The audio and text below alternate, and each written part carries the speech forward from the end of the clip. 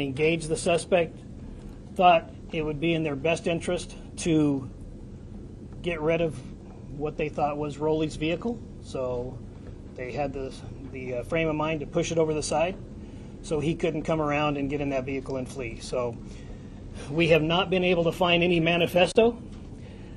We have not been able to inventory the vehicle, although people that have seen the vehicle do believe it appeared as if he was living in the vehicle. There was a lot of debris that's in the vehicle, so that's all we have on that. Like I said again, we have not verified or found any manifesto. We have not done an inventory of that vehicle.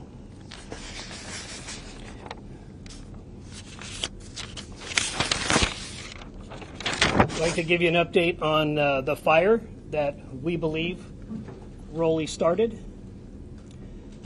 Rowley was found to be in possession of a flint starter, and we believe that was his method for starting the fire.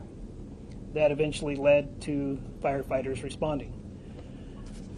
So as of right now, the fire is at 26 acres. It has not grown.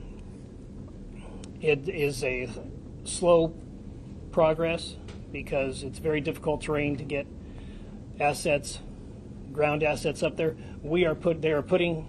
Idaho Department of Lands is putting a lot of water on it from aerial supports, so that's going rather well.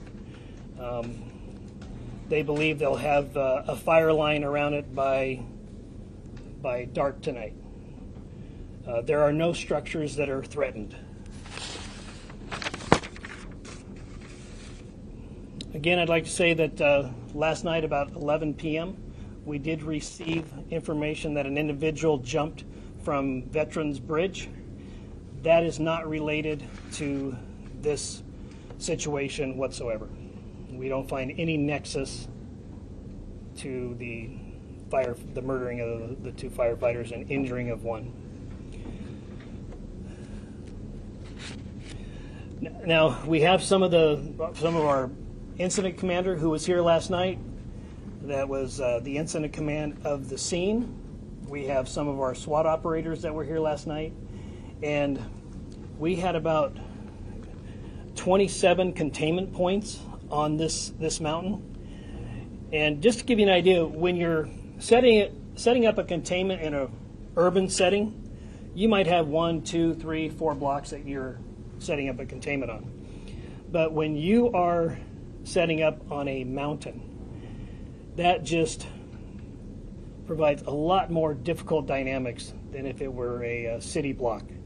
So we, to the 27 containment points, we had 2, 3, 4 officers per containment point. And then we have a primary containment point where we believe the suspect is. And then we have a secondary containment point. And we absolutely utilized every resource that responded to the command post. And I do have the incident commander from last night if there's any questions. Kevin and Jeremy Heil, Kevin Smart, can you come up here just to be here just in case somebody has any questions? And coming up, can I ask one question? Yeah. You mentioned that there was no prior record. Are you talking specifically in Idaho, or is this also for California and Arizona? At this time, we can't locate a criminal record for this individual. We've had interactions with him, but we don't find a criminal record with him. Also, we don't find that there's any nexus to any Islamic Jihad, which is also being disseminated on social media. We don't find that there's a nexus to that either. Sure. Are you taking questions? Yes, we're going to take questions. Alex with the spokesman review. So are we clear, did the suspect die by suicide or was he shot by police? Do we know that yet? It appears that he shot himself. Yes. Do you know if he was stockpiling weapons up there or why he was on the We're- mountain specifically? One gun, multiple guns? We have information that he at one time wanted to be a firefighter. So we don't know if there's a nexus to that desire and what happened yesterday, but there is information that we've received that he at one time wanted to be a firefighter. So we're still processing the scene. It's going to take a few days to do that, especially with the current fire that's there. So, John? Sheriff, had you had any communication with the fire district about a potential job there? We have checked some of the fire entities here, and we have not located where he had either put in an application or put in some sort of a interest form. We have not found that yet. So that, yeah, we have not found that. One more question here. There's supposed to be a video on Instagram. Was this posted right before the ambush? Well, it was discovered right before, but I don't know how long it had been there. Okay. Yeah. Do you have any indication of the motive? Yeah, no, we don't have any indication of any motive at this time. And we, certainly we will continue to investigate that, but obviously we go on intent, and so but we will certainly find out, or if there's any evidence to believe that there was a motive, we will do that. And I think an inventory of the vehicle would be a good place to start. Do you think his desire to potentially become a firefighter is part of this? We just don't know. Yeah, we just don't know. The gentleman. These firearms, has that been determined yet? If What? these were his firearms that were used, or were they someone else's? Has not been determined yet. Lady in the green. Sheriff Cody Proctor with Trenchview News. You mentioned that he had had interactions before with law enforcement, but had he had interactions before with firefighters? We did not check to see if he had any interaction with firefighters. We do know that he did contact the firefighters when they came on scene, and there was a discussion. So, so we're still in the process of investigating that part of it. Gentleman in the blue in the back. Sheriff, I'm First Morgan. So talk to me about why you're sharing these instrument books. Talk to us, what does it look like when you're looking at this and what it symbolizes to the department? Well, we're trying to collect any and all information, and those social media posts are what we call open source information. So this is all in an effort to find out intent, to find out if there was any other, if there was a motive or whatever the case may be. But And another question, we had some people that live in the area of the evacuation zone last night for the shelter in place. They said they didn't get a phone call, they didn't get a text. How does your system work? Was there a text that went out, or how did you let people know? yes, absolutely. Part of our Kootenai alerts system, we sent out a text, I believe, a 5-mile radius, and I encourage people who live or frequent the area to sign up for Kootenai alerts. So that's an opt-in service? well, yes, yep. The gentleman in the blue. Sure. The welfare checks that you guys initiated, Yep. were they given by a relative, a parent calling you to check on him, or are they concerned about his mental health? No, it was generally a reporting party who called and saw a vehicle that was either parked near their property or on their property. One was a restaurant where he appeared to be residing at. He was asked to leave, and he complied. So none of them that we have at this time were called in from a relative. They were called in from a property owner or passerby. The gentleman there in the... Sheriff, can you describe the weapon that you found next to? It appears right now we have a shotgun that was used, but we're still processing the scene. So obviously a shotgun is not a sniper weapon. Correct. Do you know what kind of weapon that was? Well, we're still processing the scene, but let me kind of set the scene for everybody. When you're in a rural area and you're heavily treed, heavily brushed, and when you're taking fire, then it just adds a whole different dynamic to the situation. So what was reported by people on scene, by peace officers on scene, that they believed they were taking sniper fire, yes. And then that's where that is.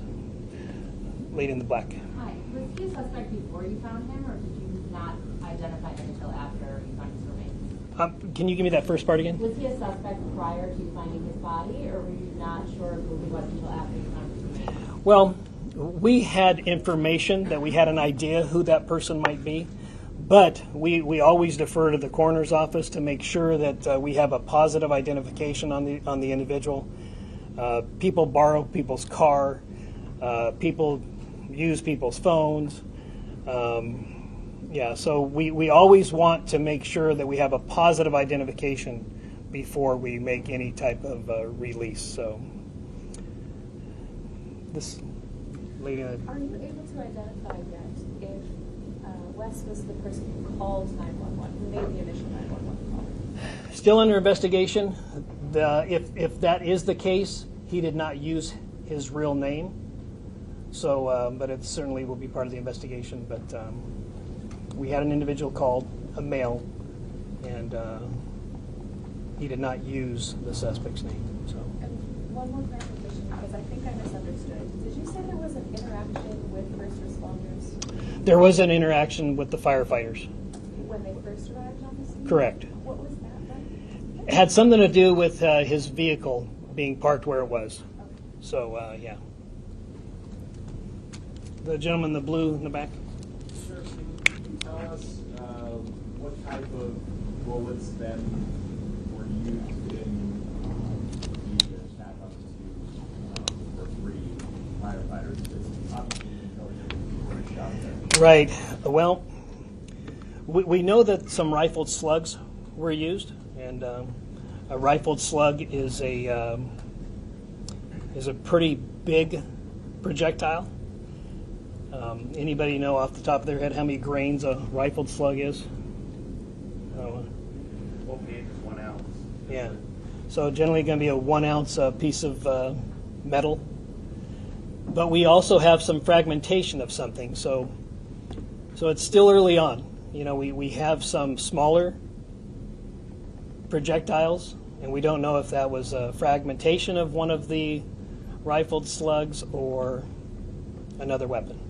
Like I said, we are still processing that scene. The firefighters are putting water on it, so we're still processing that. Yes, sir. Sheriff, can you tell us how sophisticated you think this ambush was? Or do you think this was an interaction that went badly? And one more thing, we were just right outside the scene, and we saw a firefighting vehicle come down with 3 completely flat tires. Were spikes used? Was that part of the ambush? No, part of once the rounds started to exchange back and forth, and when deputies got on scene, part of the theory was we don't want him to be able to circle back around and get into either one of the fire trucks or his own vehicle. So deputies disabled the trucks, and they pushed over the suspect vehicle off the side of the mountain. I mean, that just gives you a sense of how chaotic the moment must be. Oh, yeah. Disabling and crippling your own vehicles so that the suspect that's unseen and elusive wouldn't be able to circle back and use it. Right. And we just don't, we just don't know in many cases, even if it's in an urban setting in a retail shopping center, how many suspects there are. Because we're going to get different information, and we have to be able to evaluate that information to see what's credible, what's not credible. We always want to err on the side of caution, but initial reports were there was more than one suspect.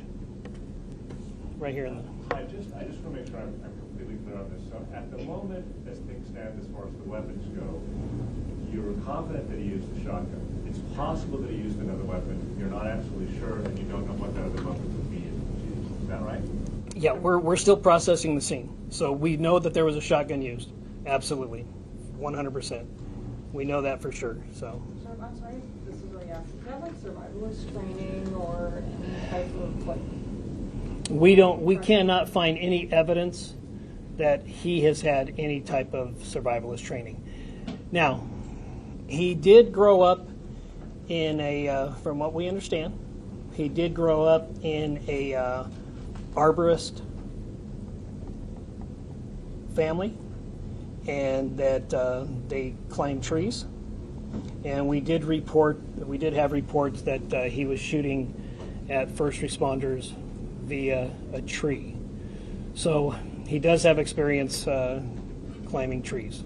I also just wanted to clarify, you had said in the previous press conference, you were talking about misinformation. This is kind of going off the beaten path, but can you elaborate a bit on what that misinformation was? And I guess it felt like you had said families were finding out via Facebook, and I wanted to clarify that. Yeah, so what happened, firefighting and EMS channels here in Kootenai County are not, what's the word I'm looking for? Encrypted. They're not encrypted. Law enforcement channels are encrypted. So pretty quickly, there was audio of the help call that came out and was broadcasted on social media. And that is just, really, really hard on the families. Had they heard that, and I don't know if they did or didn't, but had they heard that, they would be able to identify their voice of their loved one and just make a chaotic situation more chaotic. So that's one of the. I just want to be clear. None of the families were notified through social media. They were. I don't know. I Okay. wasn't involved in that part of it. Yeah, I do not know. Lady in the black there. Sure. In terms of just the timeline, I know that you provided us with one already, but where does that interaction, that first interaction with firefighters fit there? If they have that interaction, how soon after that is their gunfire? There was an interaction. So they arrived on scene. The initial call was about approximately 1:20. They arrived on scene. I'm going to guesstimate, but I would say probably about 13:50 or about 10 minutes until 2 o'clock. Somebody. One question I have is, you mentioned when you were doing welfare checks, what were those interactions like? Was the suspect just acting normal? Was there anything off about him at all during any of those interactions, or is there anything that stuck out for those? Yeah, he cooperated on each one. He was told that, hey, the owner is asking you to leave. He left. There's certain criteria that we have to meet to be able to engage in somebody's well-being, and he did not meet those requirements at the time. So, yeah. Jeremy? Bishop's body, is it in a condition where we can determine if there's some drugs or medication in the system? That'll be part of the autopsy, yes. Do you know how long he was here in Idaho, and also just, I know this is like a popular recreation area, so how many people, just members of the public, may have been up there doing all of this hiking and just enjoying the day? Well, it is a popular trail. As far as how many people actually, Lieutenant Klinkefus, do you have any idea of how many people might use it's like 25 miles of trail up there. Yes, sir. On a Sunday afternoon, there could be a couple hundred citizens up there. Folks use dirt bikes up there. They hike, mountain bike, e-bikes, very popular. I don't know exactly how many were there at that moment. There could have been several hundred on the mountain at that time. Will they rescue, with law enforcement helping rescue them and get them out? There were people that were still coming down the mountain, and this is at approximately 30 hours, or about 3:30 yesterday. So people were still coming off of the mountain. Sheriff, did the Instagram photo that the story, that you gave us, was his Instagram deleted? His social media has been wiped now, is that by your doing, or what was? Preliminary information is that we believe it has been wiped, but we don't know by who. Okay. Yeah. The lady in the Yeah, rust sure. color. Can you tell me what sort of role federal agencies played in what played out yesterday? Or would you have been able to do this without them? Or Yeah, they were very, very helpful in providing assets, providing ground assets, and providing aerial assets. Like I said yesterday, we did have 2 helicopters that had a sniper in them. They were very, very helpful in real-time location of the suspect's phone. That was very helpful. And they were there not to take over anything. Each one of them came up to us and said, hey, what can we do to help? We're here as a resource. So we believe they were very, very helpful. Sheriff, could you describe those social media posts that are now no longer online? Of course, we've got this Instagram story, but we can't see those posts now. Right, yeah. Like I said, it's either they've been removed or the account has been deleted. So we don't know. We know at one time it was there, but now we know it's gone. So I don't know what previous posts were there. Sheriff, has the suspect's family been contacted, and if so, are they cooperating with the investigation at all? The suspect's family knows of the situation, and they're still processing the situation also. Yeah. Sheriff, is this the camo outfit that you guys found him in? No, this is a previous post. And then has the ATF been able to help you guys pinpoint, like, when he had that shotgun? Have you guys been able to trace back where he bought that shotgun? We haven't got there yet, yeah. Like I said, it's still pretty hot up there, but we'll get all that information. We just don't have that as of right now. Are you more convinced To today? have snipers in the air when you've got people who are recreating up there coming off the mountain, how do you deal with that? Well, it does provide a challenge in the rural area like that, but obviously we would not. We want them to identify the target first before they took any action. But it was an active shooter situation, and we have radio traffic where there was an exchange of gunfire between suspect and deputies. So we want to make sure that we have target identification before we use any type of lethal force. So. Are you more convinced that he acted alone today than you were yesterday? And can you describe, we've heard that the fire was closing in to the scene and like, can you describe? Like, Yeah, they said that the fire approached within 50 feet, and at that time it was a determination was made that we should probably remove the body and take what we can and then remove from the area. So that was the decision that was made at the time. So you're going through a crime scene right now that has been burned over by fire. Yeah, it's not the perfect situation, but sometimes you have to make the best choice, and that was the best choice at that time. All right, anybody? Just a clarifying question. Was he in the tree when he talked to the firefighters who asked him to leave the car? You sort of walk us through so to make that up. We don't believe he was in the tree at the time, but we believe that he engaged deputies from the tree. And you mean gunfire? Correct, yeah. Last night you mentioned that there was a belief that he could be running from spot to spot. Has that been determined that he was moving actively across the mountain? Still under investigation. You know, we want to make sure that we do a complete search of that area, that there's no guns left over. So still under investigation. And then, is there anything you want the public to really understand about this, or do you want them to not do, or any kind of notice? Well, we're still processing the whole situation, but until the Coeur d'Alene Fire Department and the Kootenai County Fire Search and Rescue, until they put out a press release on where to give, I would encourage people to wait for that. There is one particular entity called they just changed their name, but it's called Kootenai County Red and Blue Line. I know them for a fact. I know that the board of directors do not take any money from them whatsoever, but I can anticipate we'll probably have people that are going to take advantage of this situation and try to scam people out of money for it. So I would encourage people to wait until there's an official press release from both of those entities on where to give.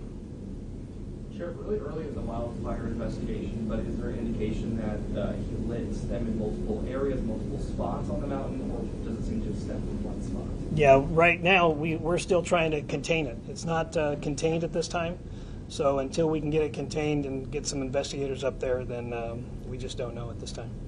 Sheriff, are there 300 people that reports 300 law enforcement involved in this? Yep. Is this a war zone up there? How many shots were fired? Well, we don't know exactly how many shots were fired at this time. But at the beginning of this event, we knew that it was tragic, and we knew that there were reports that there were multiple shooters. Whether that turns out to be or not, in an operation like this, you always want to plan and prepare for the largest event, and then it's easy to scale down. But if you don't prepare for the larger event and you need more resources, it's not a good situation. So the train of thought is always prepare for a larger event. But in this particular case, an active shooter in a rural area, that just provides a lot of different challenges. And I know that Captain Heil, part of the strategy was that we're going to protect that west side of that mountain because that's where the homes are, and we're going to have probably triple as many personnel on that side. And if he wants to go east, or if he wants to go in the fire, let him. But there's a lot of different dynamics that you have to consider in a rural containment and a rural active shooter. Jeremy, do you have any questions, or do you have anything you'd like to add on how the challenges of what happened? Not unless there's any specific questions. Okay. Sheriff, we often hear about cell phone data being used after crimes to determine locations of people. Were you guys actively, for lack of a better word, pinging him as the crime was unfolding? Yes. I hate to, go backwards a bit, but I did see deputies hugging each other and patting each other on the back when I was out there. I'm just kind of wondering what the mindset of your office is right now, and I guess how those first responders are doing after all this. They're in shock. Yeah, absolutely. It's they're in shock and they're still processing it. Yeah, they're in shock. Is there anything in particular you guys are doing for them right now? Well, we are going to support them in anything that they need. Obviously, getting the families together and to determine how they want to memorialize their loved one, and we will be there to support that. And a follow-up to my pinging question, sir? Sure. Do you have emergency agreements with cell providers for that kind of capability? Yes. Yeah. And what do you do to enact that? You just make a call and say, we got to do this, and off we go? There are certain conditions and requirements that need to be met, but this was certainly one of those cases. Yeah. How effective were the drone units during this whole process?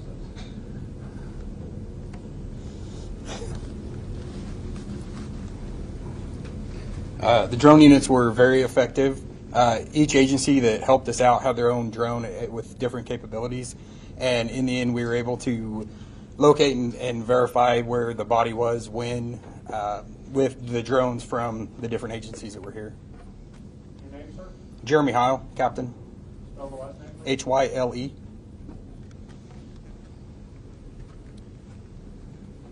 All right.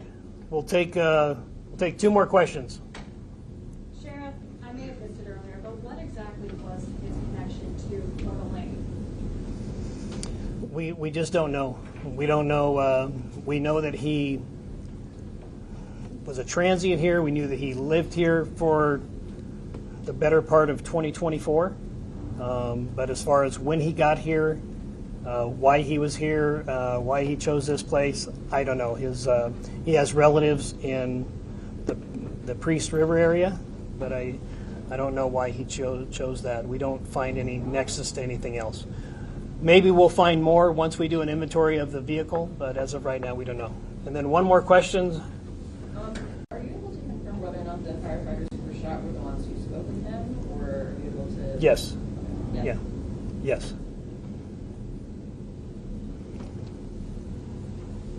All right. Thank you very much. Appreciate you coming out and sharing this story with the public. So thank you. Sheriff Bob Norris with the tough task as a law enforcement officer to walk through one of the more heinous crimes that we have seen in many, many years, in fact, decades here in our area. Some of the key points, a lot of brand new information about the suspect. Identified as Wes Rowley. born on May 1st of 2005. Previous residences in California, Arizona, Idaho, and was born in California.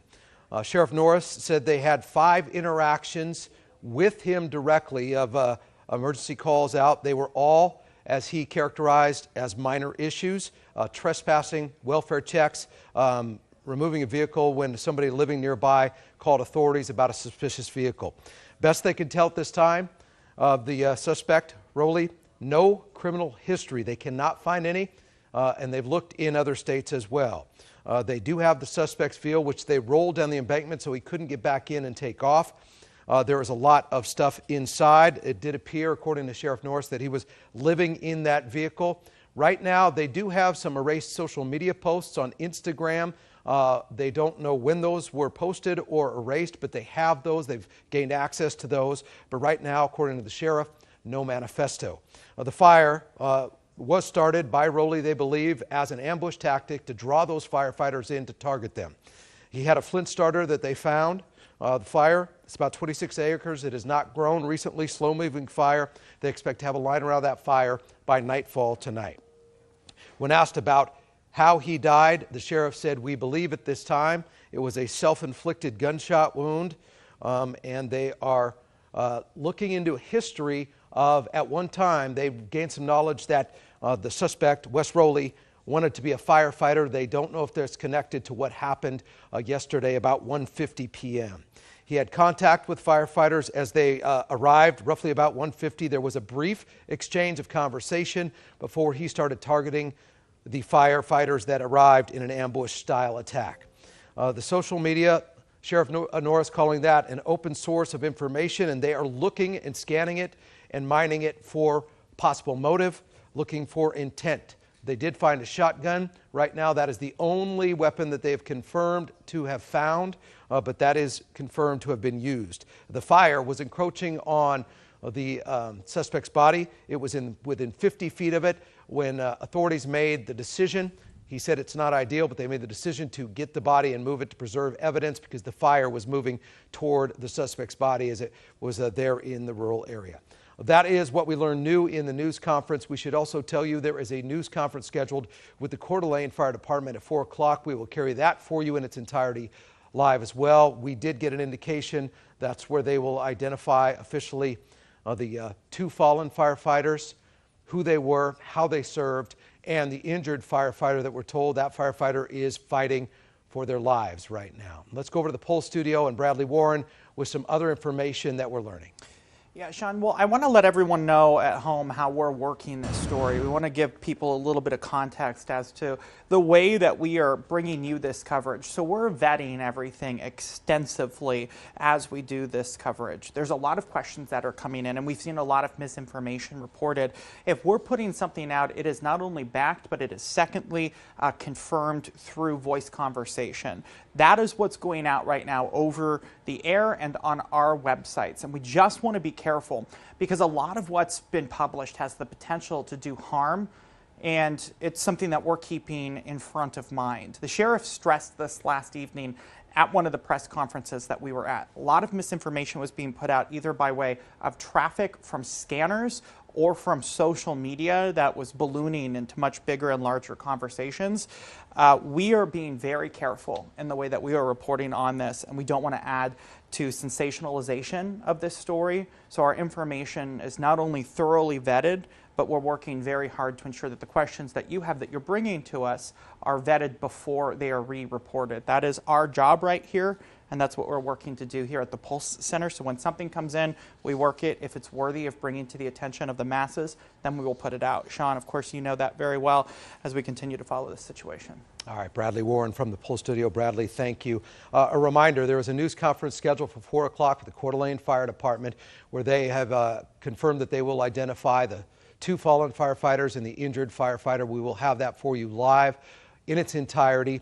Also want to read a statement as we close here on this breaking story as we just wrapped up the news conference with Sheriff Norris. On Kootenai County Sheriff's Office Facebook page, it says, Kootenai County, Idaho, following the outpouring of support from our community members and local businesses, the Kootenai County Sheriff's Office would like to extend our heartfelt gratitude to everyone who has stood by our fellow first responders and us during this difficult time. Your kindness, encouragement, unwavering support means more than words can express. Together we remain committed to serving and protecting our community with strength and integrity. This has been Breaking News. I'm Sean Housen.